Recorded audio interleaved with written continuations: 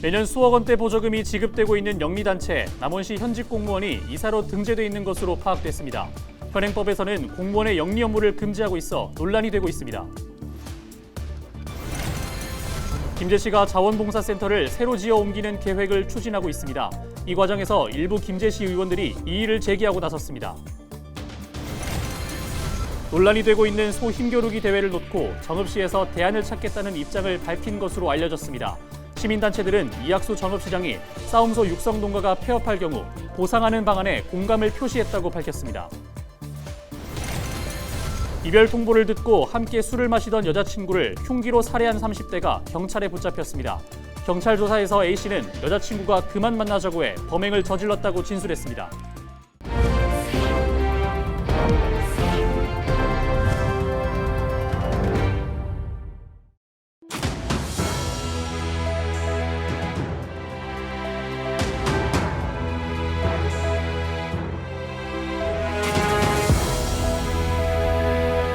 시청자 여러분 안녕하십니까? 헬로티비 전북뉴스입니다.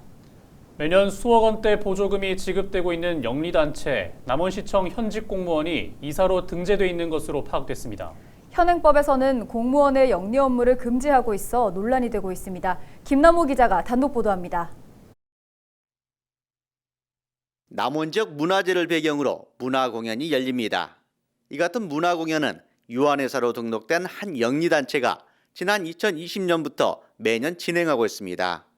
이 단체는 이 같은 공연을 위해 올해까지 국비와 지방비를 포함해 21억여 원의 예산을 지원받고 있는 것으로 파악됐습니다. 그런데 이 단체 이사 가운데 한 명이 남원시청에서 근무하고 있는 현직 공무원인 것으로 확인됐습니다.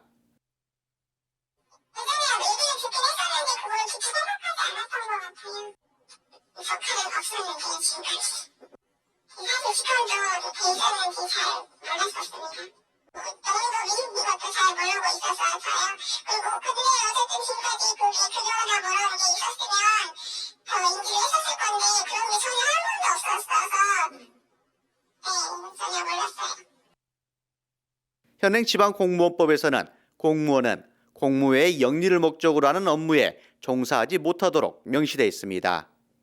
허가가 나가 있지 않으면은 일단 그 겸직 금지에 위반한 사항이라고 판단이 되고요. 비위 정도가 어느 정도인지 그걸 이제 그 사안을 가지고 판단을 저희가 할 수 있을 것 같습니다. 공무원 징계는 이제 파면 해임까지도 가능한 최고 단계가 있으니까요. 매년 수억 원의 예산을 지원하고 있는 남원시는 해당 직원이 영리단체 이사를 겸직하고 있다는 사실을 인지하지 못했다고 해명했습니다. 아니요, 사실 이제 저희 인지는 못하고 있고요. 거기 이사는 법인 등기로 확인을 하는 사항이라 저희가 뭐 확인할 수 있는 근거나 규정이 없기 때문에 인지 못하고 있습니다. 공무원은 영리법인의 겸직을 할 수가 없고요. 만약에 그런다라고 하면 검토는 좀 구체적으로 해봐야 될 것 같긴 한데 그것을 이제 한번 확인을 해봐야 될 상황이고요. 영리단체 이사로 등재돼 있지만 임금이나 대가를 받지 않았다고 해명하는 남원시 공무원. 하지만 수십억 원의 예산이 집행되고 있는 지원사업 보조금 지급 단체에 대한 지자체의 관리가 허술하게 이루어지고 있다는 지적은 피할 수 없게 됐습니다. 헬로티비 뉴스 김나호입니다. 동물학대냐 전통 민속놀이냐 논란이 여전한 소 힘겨루기 대회를 놓고 정읍시에서 대안을 찾겠다는 입장을 밝힌 것으로 알려졌습니다. 정읍녹색당과 동물보호단체는 지난 20일 이학수 정읍시장과 간담회에서 이 시장이 내년도 예산 편성 전까지 시민의 의견을 수렴해 대안을 찾겠다는 입장을 밝혔다고 전했습니다. 그러면서 정읍 소 힘겨루기 대회 폐지를 요청했고 이 시장이 싸움소 육성 사육 농가가 폐업할 경우 보상하는 방안에 공감을 표시했다고 덧붙였습니다. 이들은 환영한다는 입장을 내며 대안 마련을 위한 논의에 적극 참여할 예정이라고 밝혔습니다. 김제시가 자원봉사센터를 새로 지어 옮기는 계획을 추진하고 있습니다. 정부의 특별교부세 9억 원에 45억 원이 넘는 비용을 시비로 충당할 예정인데요. 최근 김제시의회는 이런 내용을 담은 김제시의 공유재산 관리계획 변경안을 통과시켰습니다. 그렇지만 이 과정에서 이의를 제기하는 의원도 있었는데요. 10가지를 근거로 댔는데 영상으로 준비했습니다.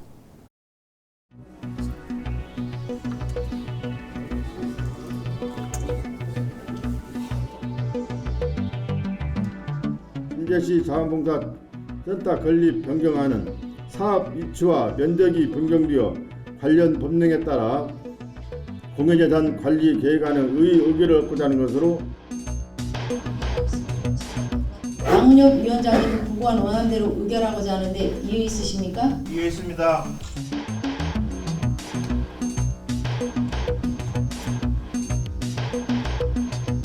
자원봉사센터 건립 변경안에 반대하는 10가지 근거를 말씀드리겠습니다. 당초 사업비, 특별교부세 9억 원을 포함한 30여억 원의 자원봉사센터 건립이 12만 증액되어 2배에 가까운 55억으로 된 것은 예산의 과다투여이고 현재 자원봉사센터 이사 몇 분들도 우려를 표하셨습니다. 셋째, 계획안의 토지와 관련된 내용입니다.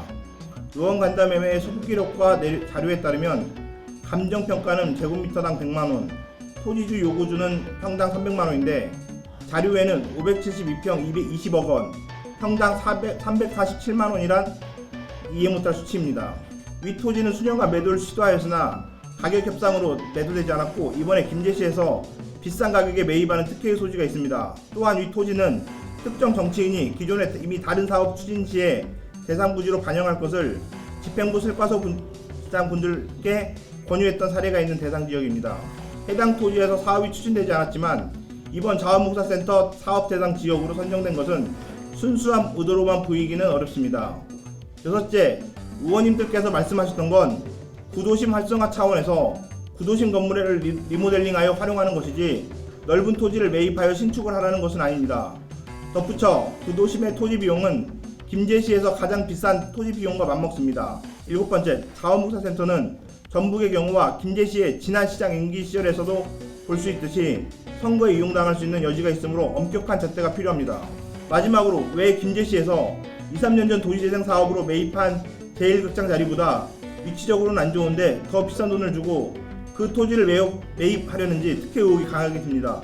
자원봉사센터 건립 자체를 반대하는 것이 아니라 김제시 미래를 생각하여 시간을 가지고 신중하게 결정할 수 있게끔 하자는 의도입니다.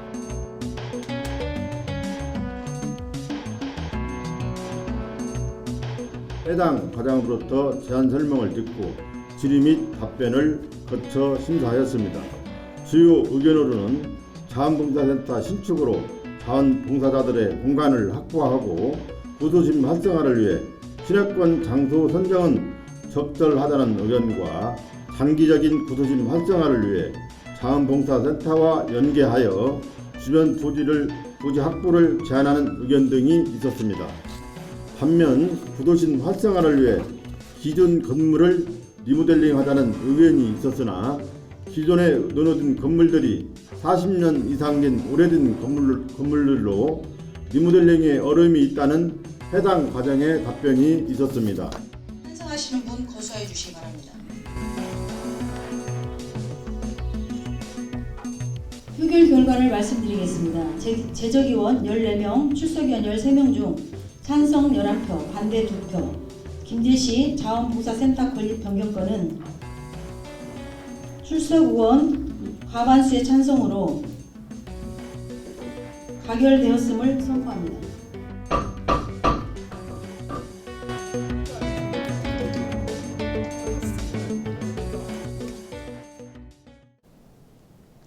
이별 통보를 듣고 함께 술을 마시던 여자친구를 흉기로 살해한 30대가 경찰에 붙잡혔습니다. 군산경찰서는 살인 혐의로 30대 A씨를 긴급 체포했다고 23일 밝혔습니다. A씨는 23일 새벽 2시쯤 군산 소룡동의 주택에서 여자친구의 목과 가슴을 흉기로 여러 번 찔러 숨지게 한 혐의를 받고 있습니다. 경찰 조사에서 A씨는 여자친구가 그만 만나자고 해 범행을 저질렀다고 진술했습니다. 전북대학교가 지자체 특성을 반영한 환경보건정책 수립과 추진을 전문적으로 돕는 권역형 환경보건센터로 지정됐습니다. 환경부는 23일 환경성질환과 유해인자 조사, 건강영향조사 지원, 환경보건 정책 수립 지원 등을 수행하는 권역형 환경보건센터를 전북과 경남에 추가 지정했다고 밝혔습니다. 이에 따라 권역형 환경보건센터는 서울과 제주 등 9곳에서 11곳으로 늘었습니다. 권역형 환경보건센터는 지역별 특성을 반영한 환경보건정책 수립과 추진을 전문적으로 지원하는 역할을 맡습니다. 김제시와 부안군이 홍수 피해를 막을 수 있게 됐습니다. 김제시와 부안군을 지역구로 둔 더불어민주당 이원택 의원은 올해 김제와 부안 지역 36개 지구가 배수 개선과 수리시설 개보수 대상지로 선정돼 457억 원이 투입된다고 밝혔습니다. 또 배수 개선 사업 기본조사에 신규 선정된 김제 서포지구와 부안 양산지구 등 5곳은 앞으로 304억 원이 투입돼 배수장과 배수문 등이 정비될 예정이라고 덧붙였습니다. 국민의힘 김기현 대표가 당대표 취임 이후 처음으로 전북을 공식 방문했습니다. 김 대표는 23일 전주에서 현장 최고위원회 회의를 열고 국민의힘이 그동안 보여왔던 호남에 대한 마음과 애정은 변함이 없다고 말했습니다. 그러면서 국민의힘 지도부의 이번 방문은 전주와 전북 발전을 위한 마음도 함께 담아서 적극 추진해 나가겠다는 약속이라고 밝혔습니다. 이어 전북, 전주을 국회의원 재선거에 출마한 김경민 후보에 대한 지지를 호소하기도 했습니다. 김 대표는 더불어민주당 소속이었던 이상직 전 의원이 공직선거법 위반과 부정부패 혐의로 의원직을 상실하게 되면서 하게 된 선거라며 지역 경제를 살리고 시민의 삶을 바꿀 힘이 있는 집권당 후보가 당선돼야 한다고 강조했습니다.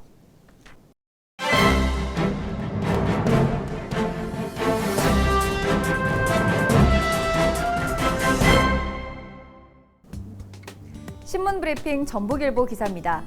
전북 지역에서 신학기를 맞아 개강 개학으로 인해 타 지역으로 떠나는 사례가 많아지는 등 인구 유출이 집중되면서 한 달 전보다 3천여 명이 더 움직인 것으로 나타났다는 내용인데요. 통계청이 발표한 2023년 2월 국내 인구 이동 통계에 따르면 전북 지역 총 전입자 수는 19,682명, 총 전출자 수는 24,487명으로 집계됐다고 합니다. 1월 총 전입자 수가 17,200명, 총 전출자 수가 17,690명인 것과 비교해 총 전입자 수는 2,682명, 총 전출자 수는 2,797명 늘었다는데요. 전입자와 전출자의 차이를 나타내는 인구 순이동은 805명으로 2월 한 달 동안 전북으로 들어온 사람보다 떠난 사람이 더 많은 것으로 집계됐다고 합니다. 한편 국내 전체 2월 이동자 수는 62만 2천 명으로 전년 동월 대비 6.3% 감소했는데요. 인구 이동률은 15.9%로 전년 동월 대비 1%포인트 감소한 것으로 확인됐다고 합니다. 경기, 서울, 인천 등 7개 시도는 순유입됐으며 전북, 경남, 경북, 대구 등 10개 시도는 순유출됐다고 신문은 전했습니다. 지금까지 신문 브리핑이었습니다.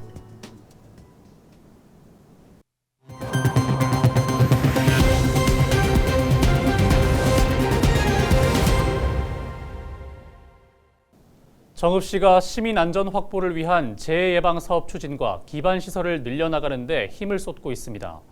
정읍시 도시안전국은 23일 정례 브리핑에서 안전한 교통 환경 조성을 위해 도시계획 도로를 개설하고 자전거 이용 활성화를 위해 모든 시민을 대상으로 자전거 보험에 가입했다고 밝혔습니다. 또 전선과 통신선을 지중화하고 산내면 급경사지 붕괴 위험 지역 정비 사업을 추진한다고 덧붙였습니다. 이와 함께 시민 수건 사업인 국도 1호선 용호교차로 진출입로 개설 사업과 정읍천 화장실 설치 사업 등을 추진할 계획입니다. 정읍시 관계자의 발언 들어보시겠습니다. 우리가 수립되어 있는 기본계획 및 관리계획은 5년마다 재검토해서 정비하도록 법령에 규정이 되어 있어서 21년부터 우리 정읍시 행정구역 전역에 거쳐서 기본계획 관리계획을 수립하고 있다는 말씀을 먼저 드립니다. 제12회 지리산 산수유 축제가 오는 25일 4년 만에 대면 행사로 열립니다. 남원시 주천면 월천초등학교 운동장에서 열리는 이번 축제는 노란 산수유가 핀 돌담길 걷기와 풍물놀이, 노래자랑, 산수유 음료 시음과 같은 행사로 꾸며집니다. 돌담길 사이사이에 핀 산수유꽃과 함께하는 지리산 산수유 축제에 오셔서 소중한 추억 만드시기 바랍니다. 이상으로 뉴스를 마칩니다. 함께해 주신 여러분 고맙습니다.